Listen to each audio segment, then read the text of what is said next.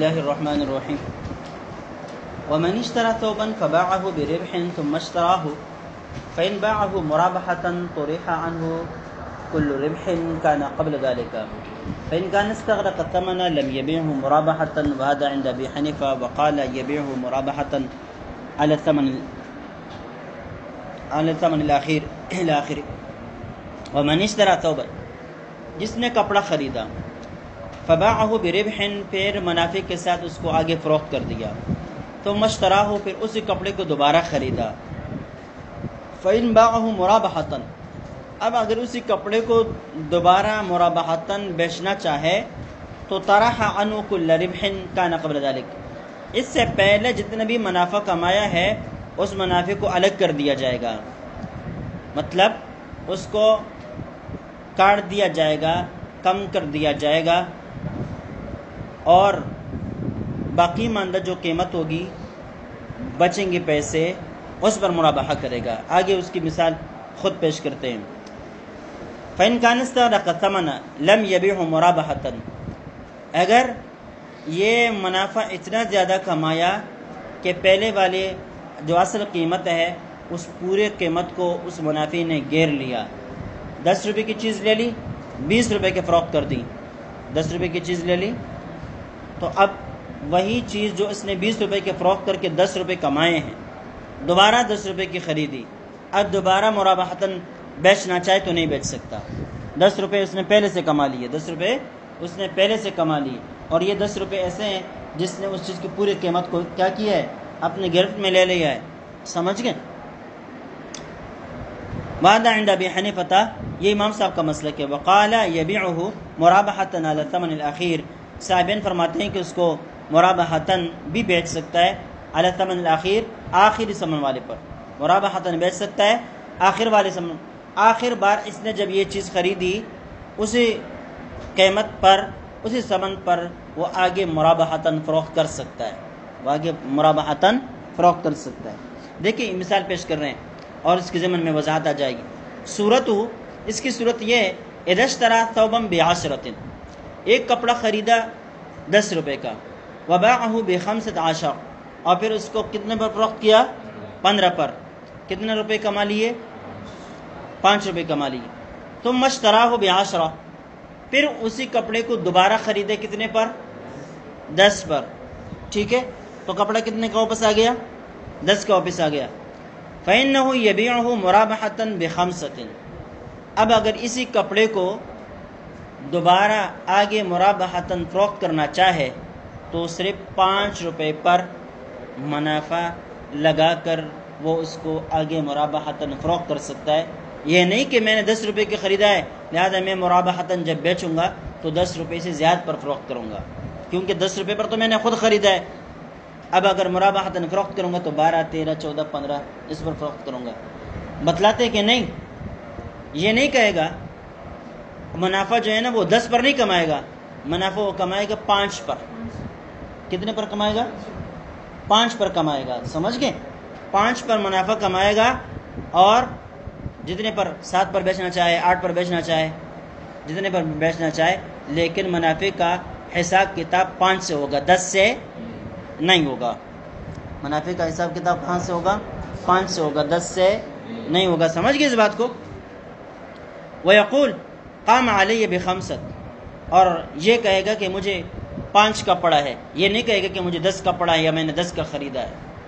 خریدا تو 10 کا ہے لیکن اس 10 کے خریدنے کا اعتبار نہیں ہے، اس لیے کہ پہلے آپ اس کے اندر کیا ہے، 5 روپے کما چکے ہیں، 5 روپے کما چکے ہیں۔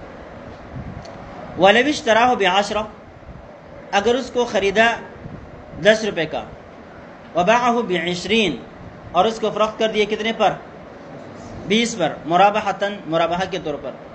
ثم اشتراه ب10، پھر کتنے کا خریدا، 10 کا، لا يبيعه مرابحتاً اصلا، اب یہاں اس کو منافع کے ساتھ آگے فروخت کر نہیں سکتا، بس 10 روپے ہی پر فروخت کرے گا، اس سے زیادہ پر فروخت نہیں کر سکتا۔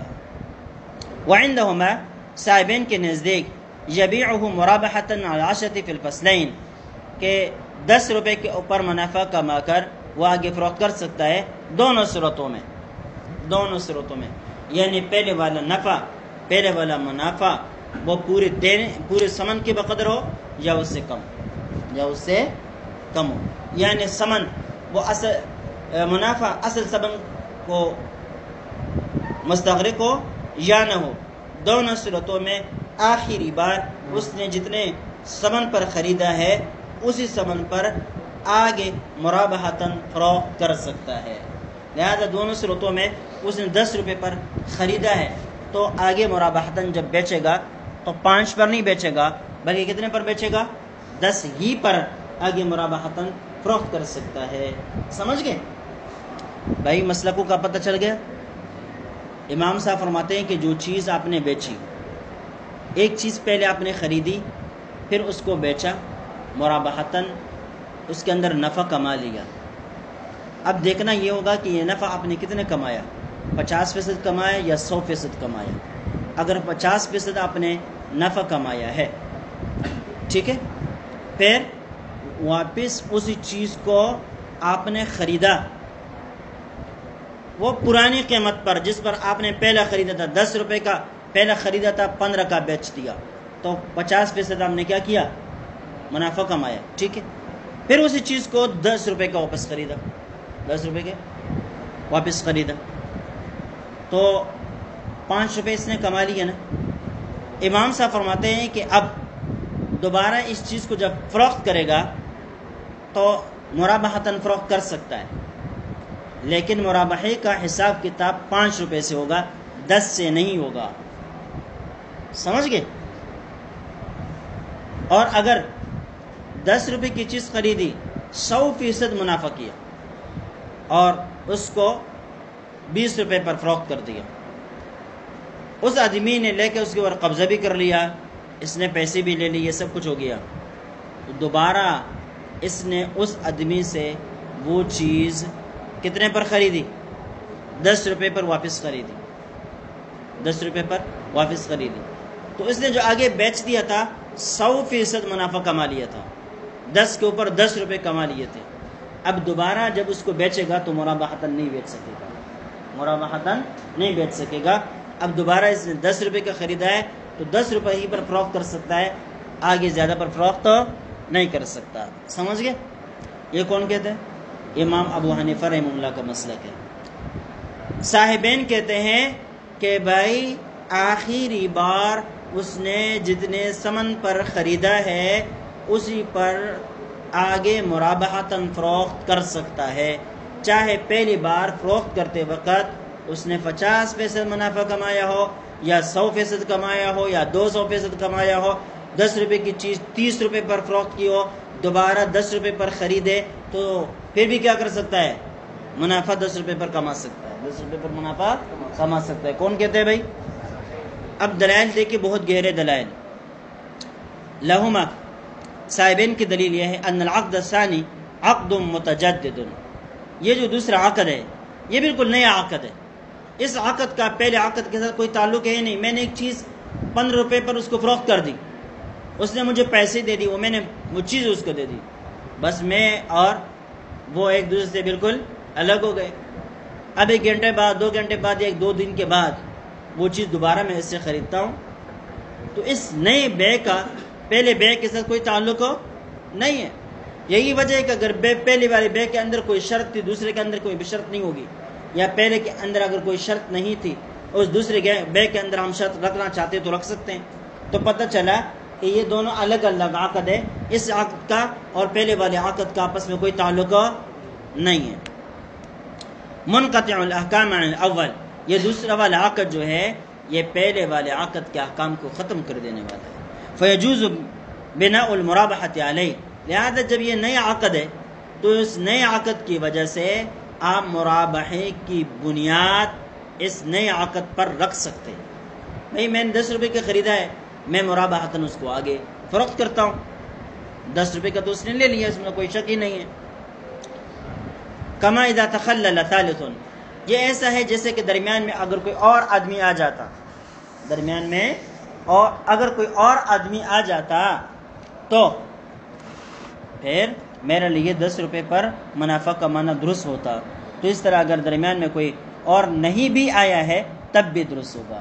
اس کی مثال یہ سمجھیں کہ میں نے ایک چیز 10 روپے کے لے لی اور اس کو میں نے فروخت کر دیا اس بھائی کے اوپر، کتنے کا؟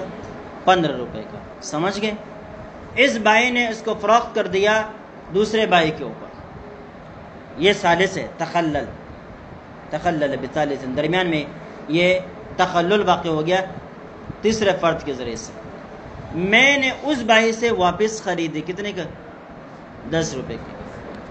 اب جب 10 روپے کے میں نے اس بھائی سے خریدی، ایسی صورت میں امام صاحب بھی کہتا ہے کہ میں اس کو آگے 10 روپے پر مرابحتاً فروخت کر سکتا ہوں، اور صاحبین بھی کہتے ہیں کہ یہ درست ہے کہ جب تیسرے آدمی کے درمیان میں آ جائے پھر میں 10 روپے پر مرابحتاً فروخت کر سکتا ہوں۔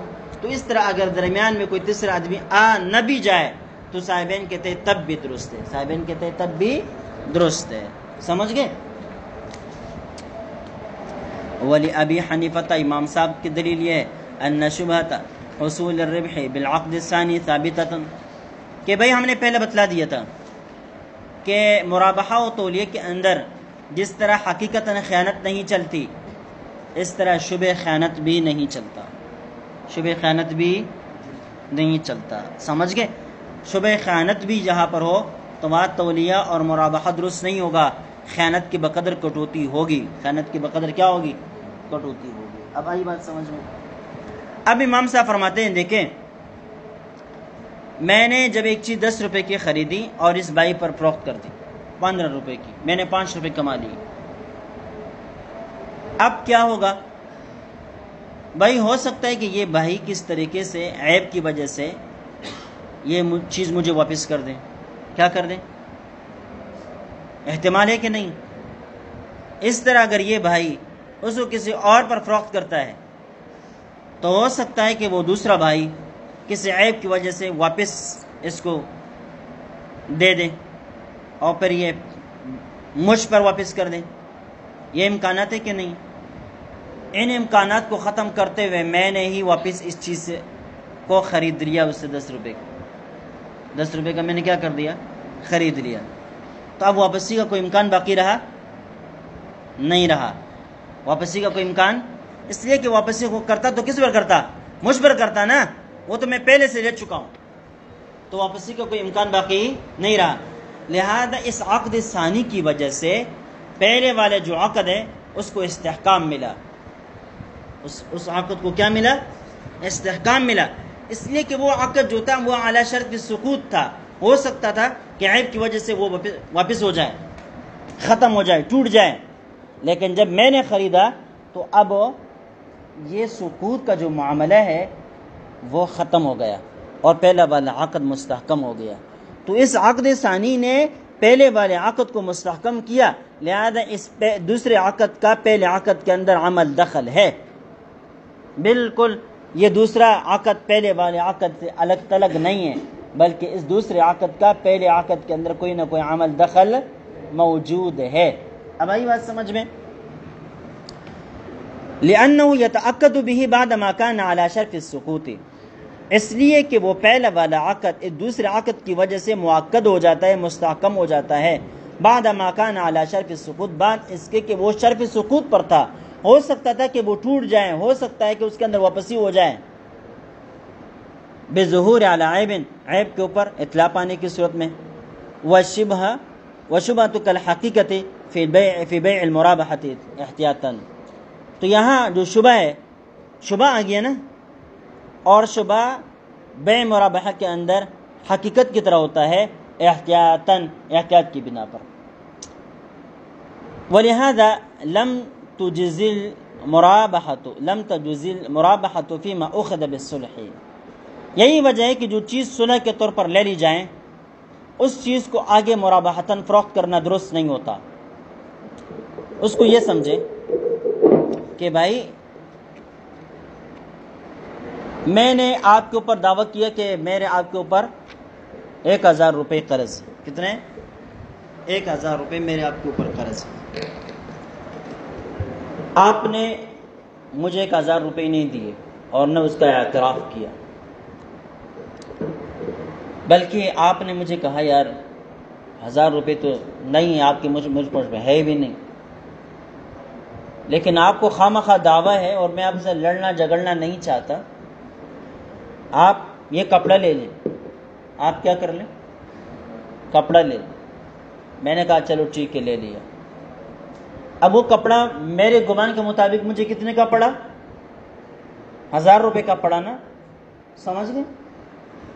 اب جب 1000 روپے کا پڑا تو میں اس کپڑے کو آگے فروخت کرتا ہوں، تو کیا میں مرابحتاً فروخت کر سکتا ہوں؟ میں یہ کہہ سکتا ہوں کہ بھائی میں نے 1000 روپے کا لیا، یہ مجھے 1000 روپے کا پڑا ہے، لہذا میں مرابحتاً آگے 1100 پر 1200 پر فروخت کرتا ہوں؟ کہتے یہ جائز نہیں، یہ جائز نہیں۔ اب اس کپڑے کو مرابحتاً فروخت نہیں کیا جا سکتا، کیوں؟ اس لیے کہ یہاں شبہ پایا جا رہا ہے خیانت کا۔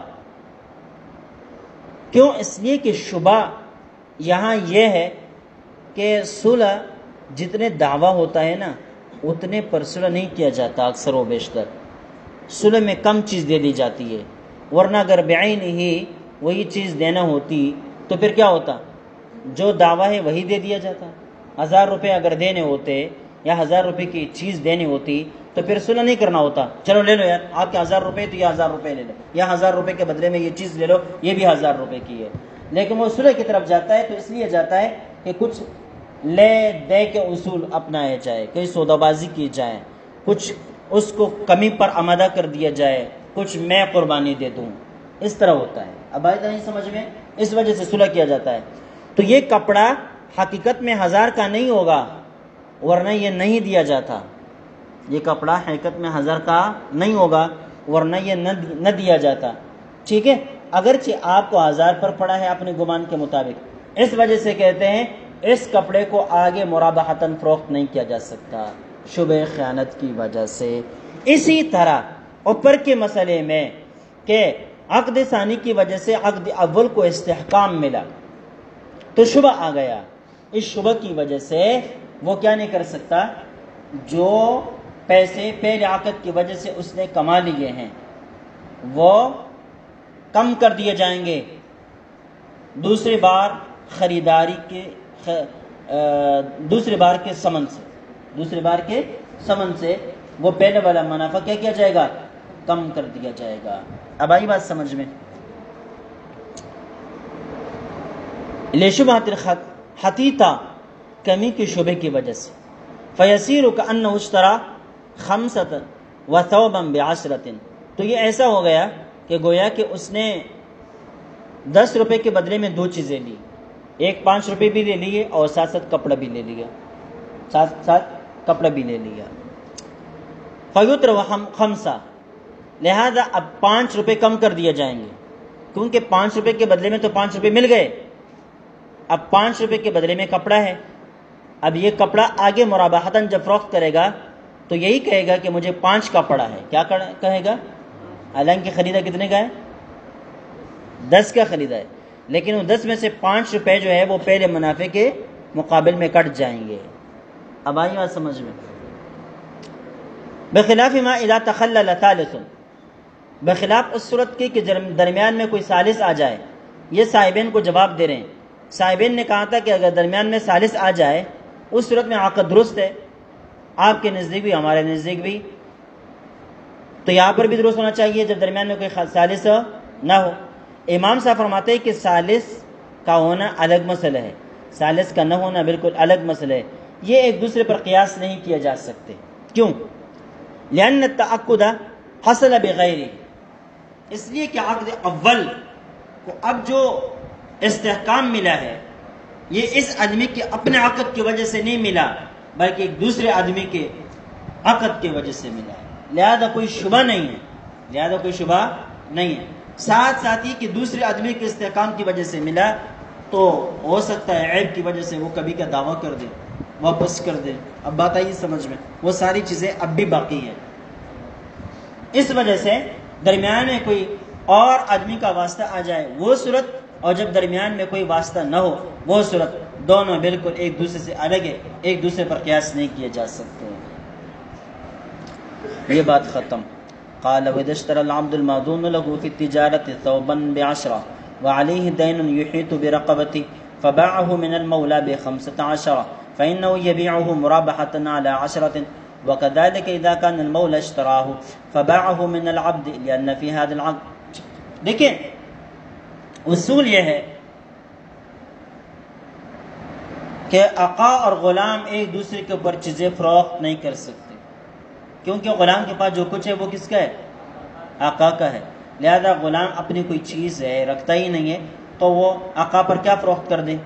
اس طرح آقا اپنے غلام کے اوپر کوئی چیز بیچنا چاہے تو بیچ نہیں سکتا، بیچنا چاہے تو بیچ نہیں سکتا. سمجھ گئے اس اصول کو؟ البتہ اگر غلام معذون فی التجارت ہو اور اس کے اوپر اتنا دین چڑھا ہو، اتنے قرضے چڑھے ہو کہ اس غلام کی قیمت اور وہ قرضے برابر ہو چکے ہو یا قرضے اس کی قیمت سے بڑھ چکے ہو. غلام کی اصل اپنی ذاتی قیمت ہے 10,000 روپے، لیکن اس کے اوپر جو قرضہ چڑھا ہے وہ بھی 10,000 روپے کا، یا جو قرضہ چڑھا ہے وہ 12,000 ہے، 13,000 ہے، اس کی رقبی سے بھی بڑھ کر ہے، اس کی رقبی کی قیمت سے بھی بڑھ کر ہے. سمجھ گئے اس بات کو؟ ایسی صورت میں پھر چونکہ یہ غلام ایک حد تک آقا کی ملکیت میں گو کے ہوتا ہے، لیکن وہ اس کا جو رقبہ ہوتا ہے وہ دین میں محیط ہوتا ہے، یعنی گھرا ہوا ہوتا ہے. ٹھیک ہے، اس کے اندر دیگر غرماء کا حق آ چکا ہوتا ہے، غرماء کا حق اس غلام کے ساتھ وابستہ ہو چکا ہوتا ہے.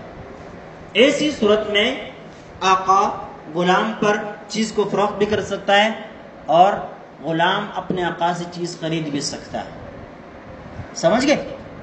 وہ غلام جو معذون فی تجارت ہو اور اس کے اوپر اتنے قرضے چڑھ چکے ہو کہ جو اس کی ذاتی قیمت سے بڑھ گئے ہو یا ذاتی قیمت کے برابر ہو، جس کو مستغرق برقبتی کہتے ہیں. ٹھیک ہے، مستغرق فی الدین برقبتی، یعنی اپنے رقبے کے بقدر وہ دین کے اندر مستغرق ہے. وہ آدمی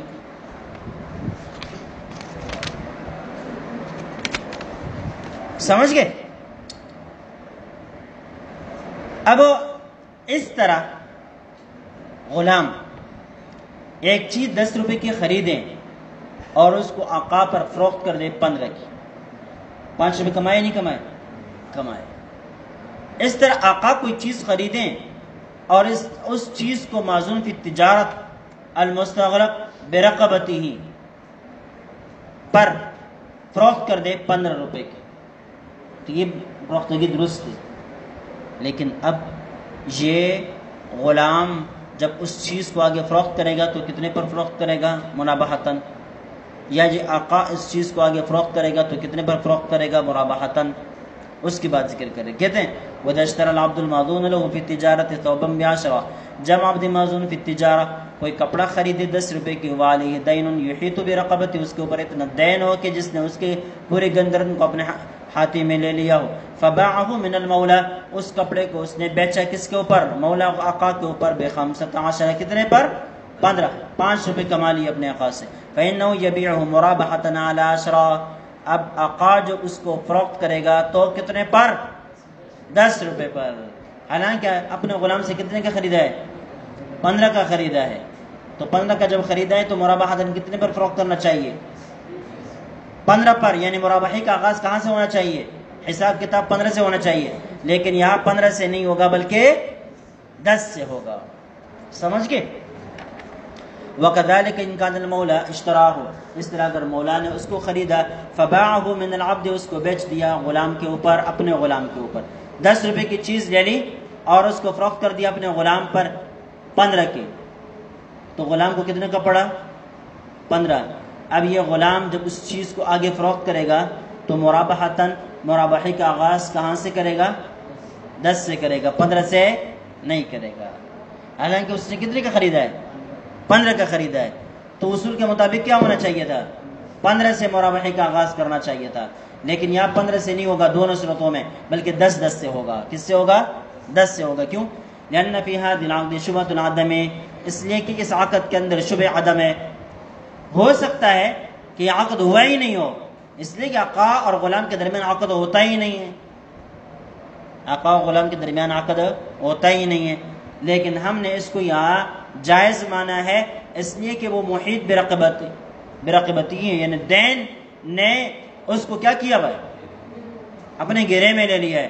تو ہم نے یا بے کو تو جائز قرار دے دیا، لیکن بے مرابحہ کے اندر شبہ بھی قبول نہیں ہے، لہذا اس کے پیش نظر ہم نے مرابحہ کے اندر اس عقد کو معدوم سمجھا۔ اس عقد کو کیا سمجھا؟ معدوم سمجھا، لجوازہ مع المنافی، اس لیے کہ یہاں پر اس کو جائز قرار دے دیا گیا ہے مع المنافی، منافی دلیل کے ہوتے ہوئے۔ بھائی یہاں منافات ہے کہ بھائی آقا اپنے غلام پر کوئی چیز فروخت نہیں کر سکتا، غلام اپنے آقا پر کوئی چیز فروخت نہیں کر سکتا، لیکن پھر بھی ہم نے یہاں جائز مانا، جائز مانا تو فعتبر عدما فی حکم المرابحہ، یہ جواز مرابحہ کے حق میں اور اس کے حکم میں معدوم ہوگا۔ کیا ہوگا؟ معدوم ہوگا۔ وبقی الاعتبار للاول، اور پہلے والے عقد کا اعتبار رہے گا۔ تو پہلے والا عقد کیا تھا؟ غلام نے کتنے پر خریدا تھا؟ 10 روپے کا، لہذا آگے مرابحتاً جب آقا فروخت کرے گا تو 10 ہی کا فروخت کرے گا۔ آقا نے خریدا تھا 10 روپے پر، آگے غلام پر فروخت کیا کتنے کا؟ 15 کا۔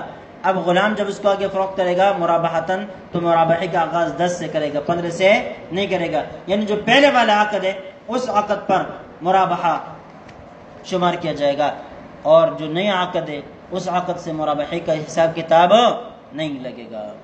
کأن العبد اشتراہ للمولا بعشرة فی الفصل الاول، گویا غلام نے اسی چیز کو آقا کے لیے 10 روپے پر خریدا ہے، وَكَأَنَّهُ يَبِيعُهُ لِلْمَوْلَى فِي الْفَصْلِ الثَّانِي، اور گویا کہ دوسری صورت میں یہ غلام اپنے آقا کے لیے اس چیز کو آگے فروخت کرتا ہے، فَيُعْتَبَرُ الثَّمَنُ الْأَوَّلُ، لہذا ثمن اول کا اعتبار کیا جائے گا، اور وہ دونوں صورتوں میں 10 روپے ہے۔ دونوں صورتوں میں کیا ہے؟ 10 روپے ہے۔ سمجھ گئے اس بات کو؟ وَإِذَا كَانَ مَعَ الْمُضَارِبِ 10 دراهم بالنسبة فاشترى ثوبا ب10 وباعه من رب المال ب15 فإنه يبيعه مرابحة ب12 ونصف۔ دیکھیں، ایک شخص نے دوسرے آدمی کو مضاربت پر پیسے دیے کہ آپ مضاربت کریں، پیسے میرے ہوں گے، کام آپ کریں گے، جو منافع آئے گا آدھا لیں گے، جو منافع آئے گا آدھا لیں گے۔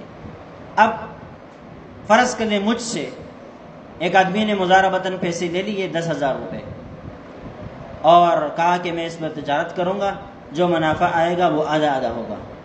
یہاں سے اس نے مجھ سے 10,000 روپے لے لیے، چلتے چلتے اس کو راستے میں کوئی موبائل مل گیا 10,000 روپے کا، بہترین قسم کا، اور وہ مجھے دکھایا کہ مجھے 10,000 روپے کا یہ موبائل مل گیا ہے، میں آگے اس کو فروخت کروں گا، انشاءاللہ اس پر منافع آئے گا۔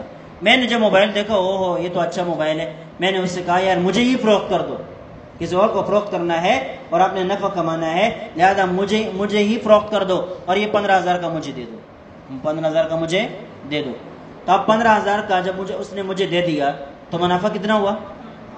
5,000 کا منافع ہوا نا، لیکن یہ منافع آدھا ہے نا، تو اس میں آدھا تو میرے خود ہے، یعنی اس کو تو 5,000 مل گئے، ٹھیک ہے۔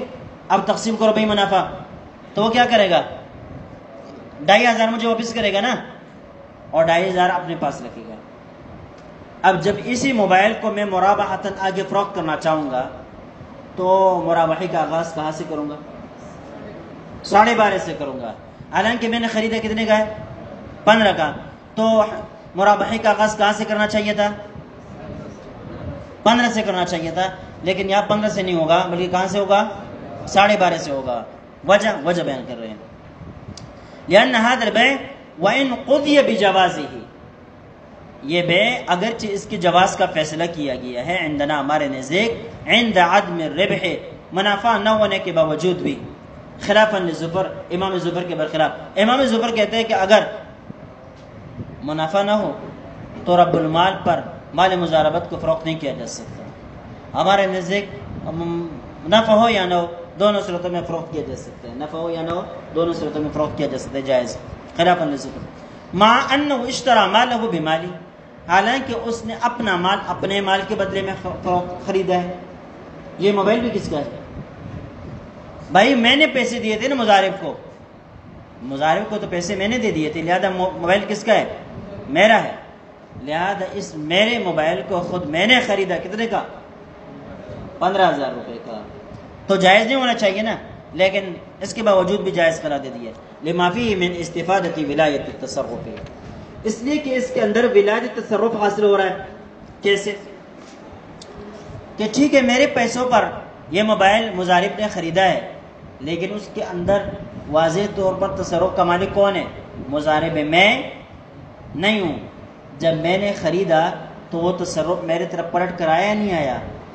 آیا نا، لہذا مجھے یہ فائدہ ملا، اس میں مجھے یہ فائدہ ملا۔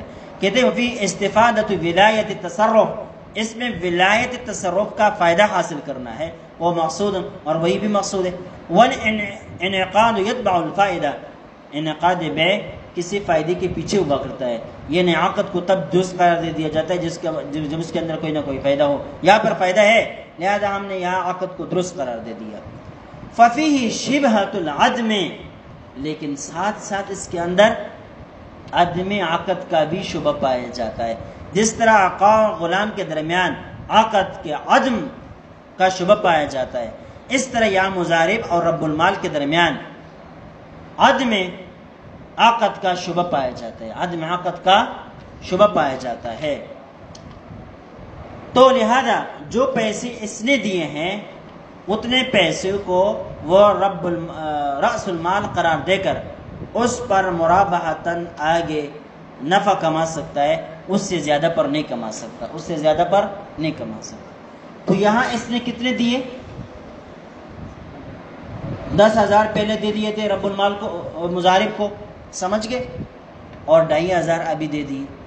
ابھی اگرچہ 15,000 پورے دیے، لیکن ان 15,000 میں سے 10,000 تو وہی ہیں جو کیا ہے مال مضاربت کے، وہ تو پورے اس کو واپس ملیں گے۔ باقی 5,000 میں سے 2,500 ملیں گے اور 2,500 نہیں ملیں گے۔ تو گویا کہ اس کے جیب سے کل پیسے کتنے چلے گئے؟ 12.5۔ تو 12.5 جب اس کی جیب سے چلے گئے تو اس 12.5 سے آگے حساب کتاب کر کے وہ مرابحتاً آگے فروخت کر سکتا ہے۔ الا تری انہ وکیل عنہ فی البیع الاول من وجہ، آیا آپ نہیں دیکھ رہے ہیں کہ یہ جو مضارب ہیں یہ عقد اول میں گویا کہ رب المال کی طرف سے وکیل ہے۔ فاعتبر البیع الثانی عدما فی حق نصف الربح، لہذا بیع کو معدوم سمجھا گیا فی حق نصف الربح، نصف ربا، نصف منافع کے حق میں، نصف منافع کے حق میں اس بیع کو معدوم سمجھا گیا۔ سمجھ گئے؟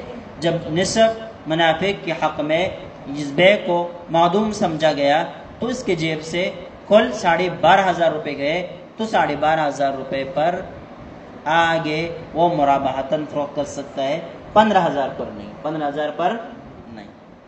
چلیے یار